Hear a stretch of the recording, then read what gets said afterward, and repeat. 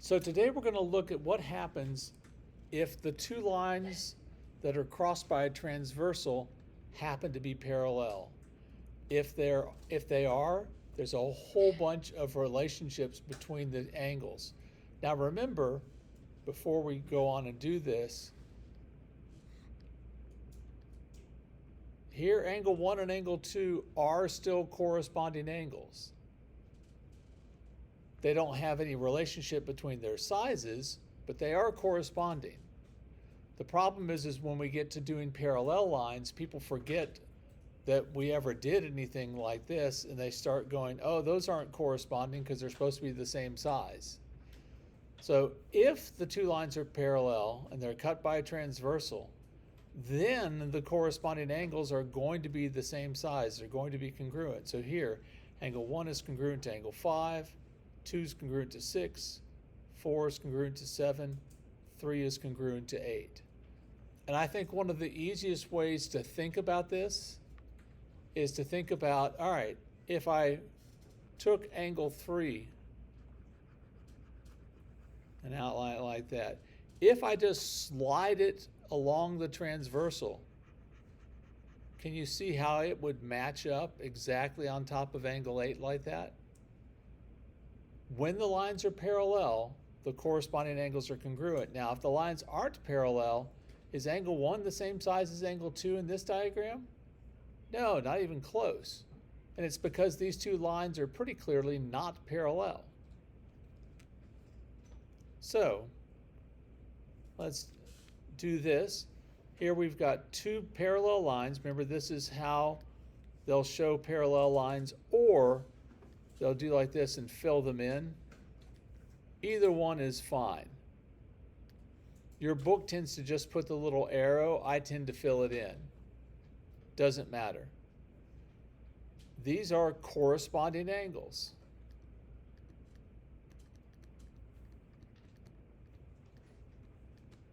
Because they're both above their lines and to the left of the transversal. And the two lines are parallel. So if you've got corresponding angles with parallel lines, those are going to be congruent. So 2x minus 45 is equal to x plus 30.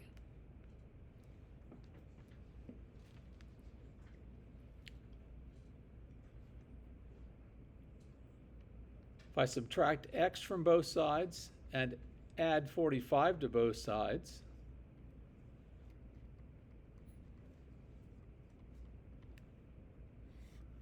I get that x is equal to 75.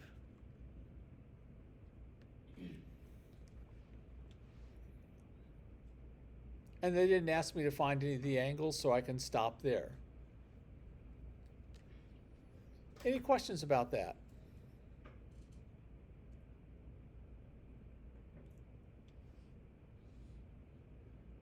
All right, let's take a look at this diagram.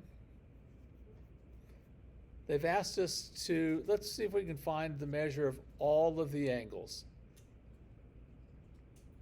Well, if this angle is 110, what does angle A have to be?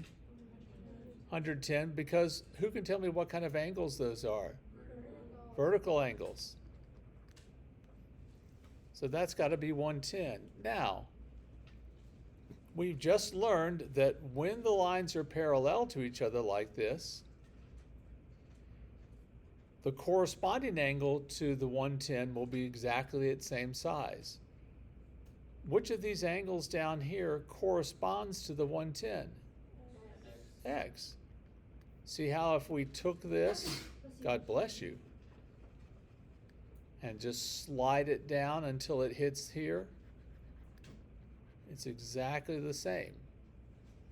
If you can get to where you can see corresponding angles well, you can do everything without any other knowledge. You can do everything with just corresponding angles and the things that we know from the last unit. It's easier if you can do more than that, but we know that x is 110. And then what type of angles are x and y? Vertical, so what's y? And before we go on, what kind of angles are y and the original 110? Alternate interior. So it turns out that when the lines are parallel, the alternate interior angles are the same size also. And what kind of angles are A and X? Alternate exterior. Turns out the alternate exterior angles are the same size. And you might be going, oh, so I guess they're all the same size all throughout. And that would be incorrect, because what kind of angles are X and Z? Linear what? Linear, linear pair. They are adjacent, but they're a linear pair. Some of you still are having trouble seeing linear pairs. It always looks like a line with a little thing sticking off of it. What's the relationship between the angles in a linear pair? They add up to 180. So 180 minus 110 is 70. So Z is 70. And what kind of angles are Z and the original 110? Same side interior angles. So those add up to 180 when the lines are parallel. Now, if the lines aren't parallel, none of this works. And I'll give you a really easy way to remember that. Same and side both start with what letter? And what do we call it when two angles add up to 180? Supplementary. The S's all go together.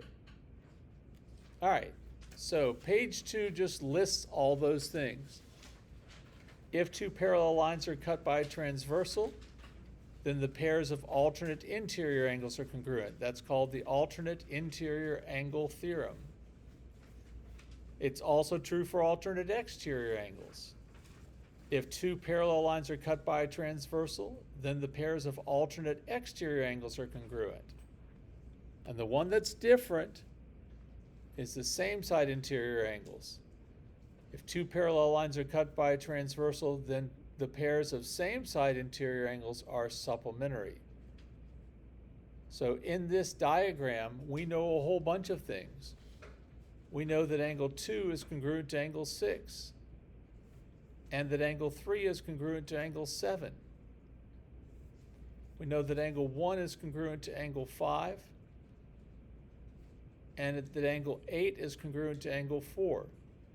I'm going to point something out to you in this diagram. 1 has to be congruent to 7 because what kind of angles are those?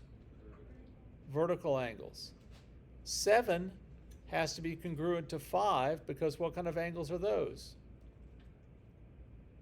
What kind of angles are 7 and 5? Sorry? No? They're corresponding.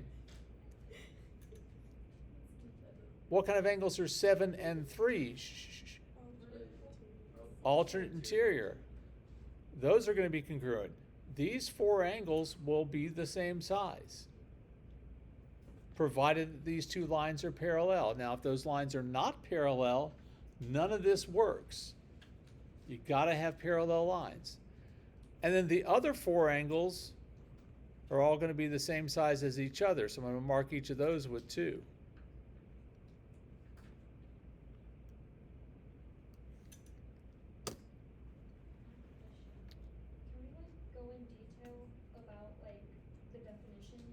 No, not going over the definitions that we learned last week.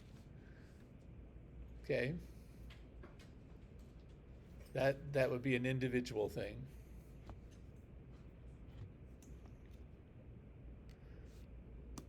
So once you know one of these angles, you should immediately know the other 7.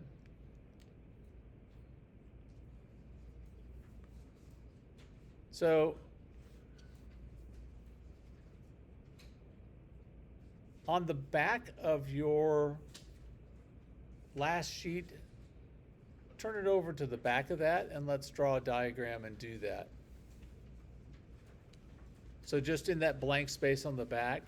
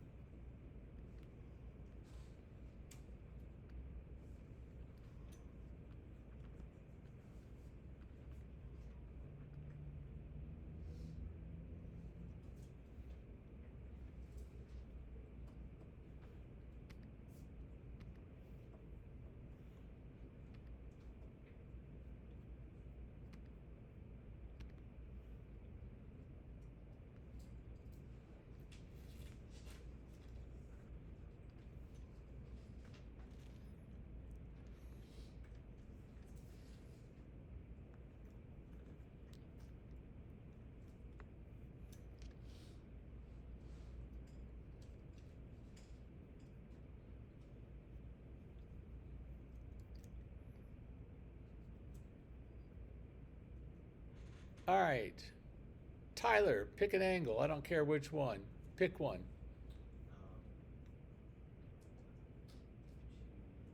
Angle 2? Yeah.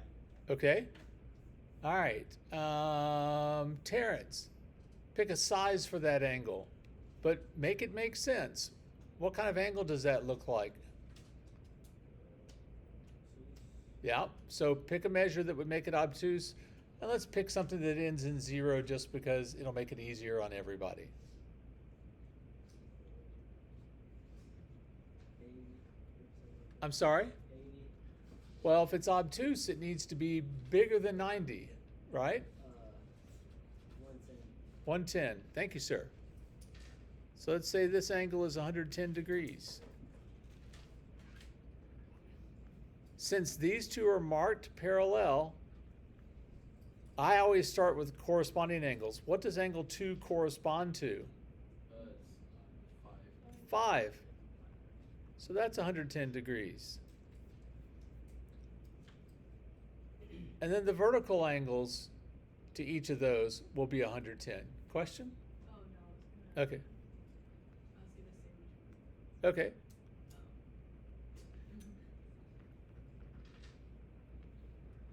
So all 4 of those are 110. Now, how can I find, for example, angle 1? Pardon? 180 minus 110. Yeah, because 1 and 2 are what kind of angles? They're a linear pair. So if I take 180 minus 110, that's going to leave me with 70. So angle 1 is 70.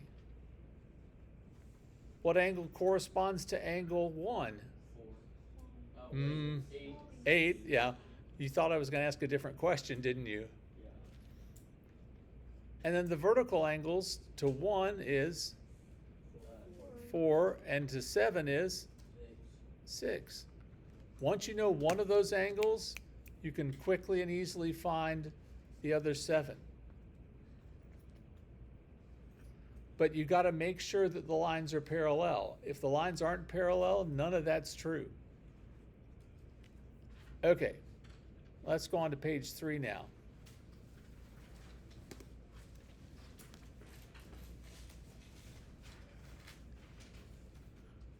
All right, notice these two lines are marked parallel. What kind of angles are angle RSU, this one that's 13x, and angle TUS, this one that's 23x?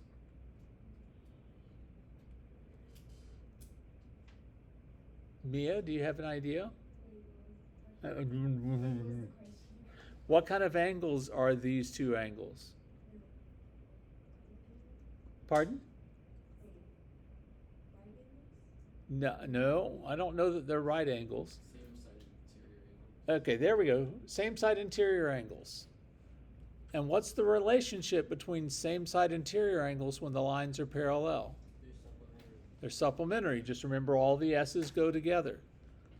So that means then that 13x plus 23x is equal to 180. So that's 26x is 180. How did you get 26x? Oh, 36, sorry. Not 26, thank you. Divide by 36 and we get that x is 4. I was trying to figure out why I chose such a horrible number. Thank you, sir.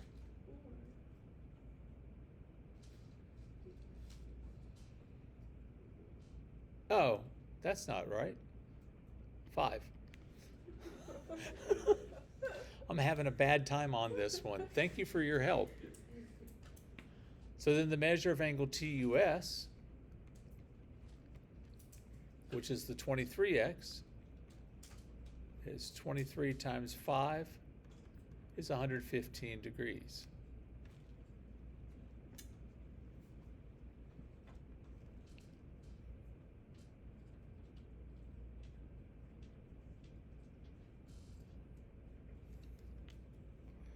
All right, let's try this one. Again, notice the lines are marked parallel. Without that, we can't do the problem. Who can tell me what kind of angles these two angles are? Say interior. They're alternate interior angles. They are between the two lines, and they're on opposite sides of the transversal. One's on the left side of the transversal, one's on the right. That makes them alternate interior angles. So since the lines are parallel, what should be true about these two? Are they going to be congruent or are they going to be supplementary? They're going to be congruent. So 2x plus 10 is equal to 3x minus 15. I'll subtract the 2x and add the 15 to both sides.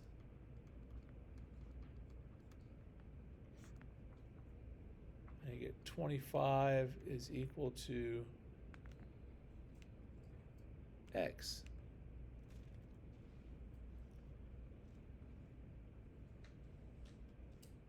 So then angle ABD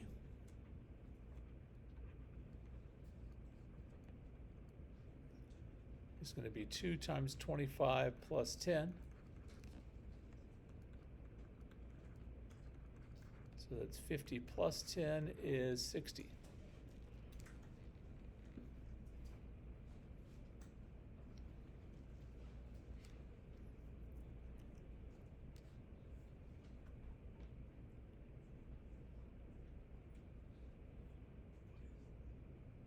All right, one last one, and I'm showing you this one because there's one like this on your homework. Okay? So, I'm looking for angle X and angle Y. Now, when I'm working a problem like this, and you're trying to figure out which angles go together because there's 4 different angles and you're like, there's lots of different combinations I could use. Your transversal, which is the line that joins the 2 angles you want to use, must cross parallel lines. So can I go like this? Can this be my transversal here? Yes. Am I crossing parallel lines? Does this line cross lines that I know are parallel? No. So I can't use that. These 2 angles don't have any relationship at all.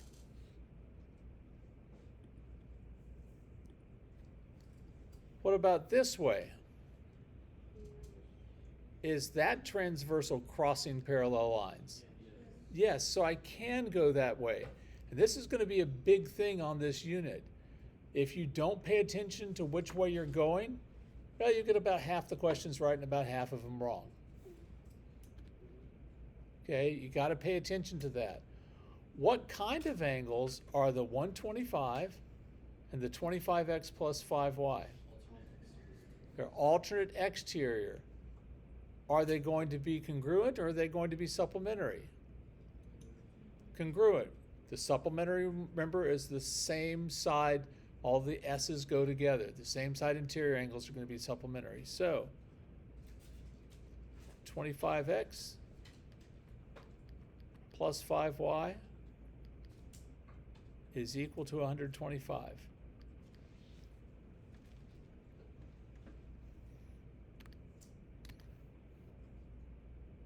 Then down here, can I use this as a transversal?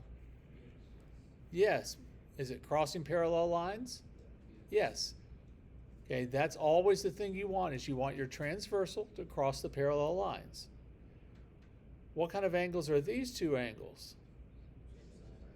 Same side, interior. So they're going to be, starts with S, supplementary. So 25x plus 4y plus 60 is 180.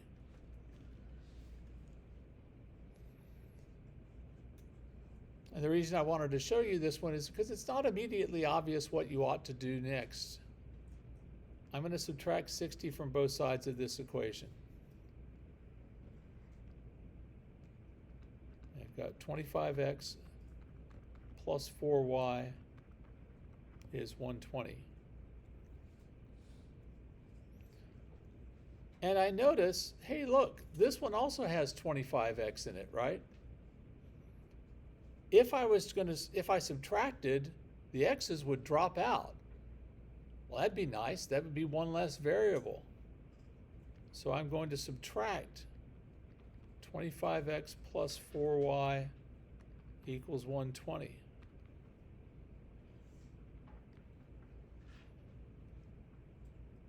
When I do that, I get no x's. And 5y minus 4y is just 1y. And 125 minus 120 is 5.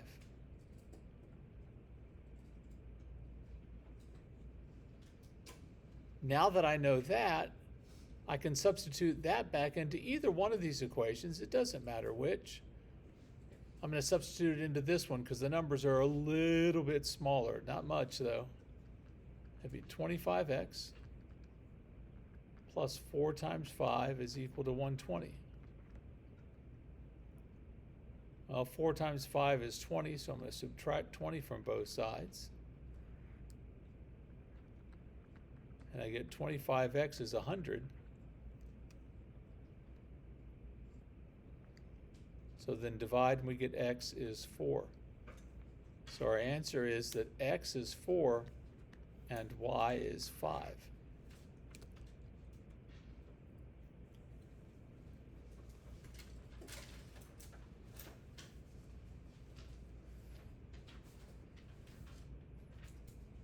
Any questions? Okay.